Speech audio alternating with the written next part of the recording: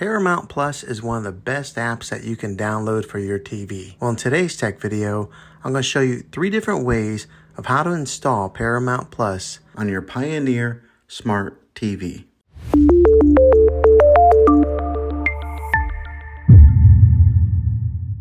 It can be really frustrating if you want to watch some of the great content that is on Paramount Plus and you find that your TV is unable to download it. If your TV is an older model of smart TV, then it could prevent you from downloading this app.